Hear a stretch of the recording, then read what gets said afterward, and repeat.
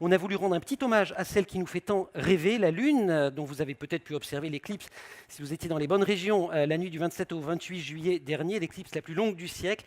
C'est l'occasion de rappeler que sans la Lune, les hommes n'auraient sûrement jamais pu se développer sur Terre. 3 minutes de rappel et d'hommage à la Lune. Vidéo.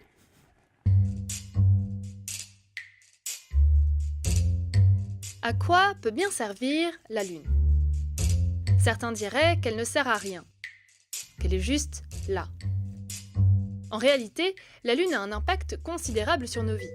Elle nous permet de mesurer le temps, elle nous guide la nuit, et elle crée les courants dans nos océans, par exemple. Mais ce que l'on sait moins, c'est que sans la Lune, l'homme n'aurait même pas existé. Voici la Terre et la Lune qui gravitent en orbite autour d'elle. Si l'on sait que la Terre exerce une force d'attraction sur la Lune et l'empêche de partir à l'autre bout de la galaxie, on oublie souvent que la Lune exerce elle aussi une force d'attraction sur la Terre. Une force qui a tout de même une influence. Pourquoi? Parce qu'elle modifie la rotation de la Terre. D'abord, en l'absence de son satellite, la Terre tournerait beaucoup plus vite. Et une journée ferait non pas 24 heures, mais plutôt 6. Mais surtout, la Lune permet à la Terre de tourner sur un axe relativement stable. Or, cet axe a une importance cruciale. Pour comprendre pourquoi, il suffit d'observer comment fonctionnent les saisons. S'il fait chaud en août, en France, c'est parce que l'hémisphère nord est plus exposé au soleil que l'hémisphère sud. A l'inverse, s'il fait froid en décembre, c'est parce que, cette fois, le soleil chauffe davantage l'hémisphère sud. Admettons désormais que l'axe de rotation de la Terre, aujourd'hui de 23,4 degrés, soit beaucoup plus faible. Le soleil chauffe alors la Terre de façon plus homogène, et les écarts de température sont donc moins importants d'une saison à l'autre.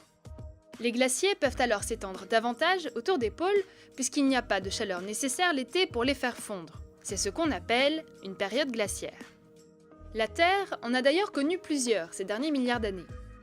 Tout simplement parce que son axe de rotation n'est pas complètement stable. Il varie entre 22,1 degrés et 24,5 degrés en quelques dizaines de milliers d'années.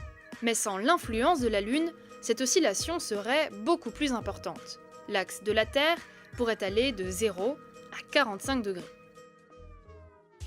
Résultat, les parties chaudes de notre planète pourraient connaître un froid polaire en seulement quelques dizaines de milliers d'années. Et c'est bien là le problème. Une forme de vie aussi complexe que l'homme met des millions d'années à se développer et à s'adapter à son environnement. Or, si la Terre n'avait pas la Lune pour se stabiliser, les changements de climat seraient trop rapides et trop violents. L'homme n'aurait jamais pu endurer tout ça, et seules des formes de vie simples ou unicellulaires auraient pu se développer sur Terre.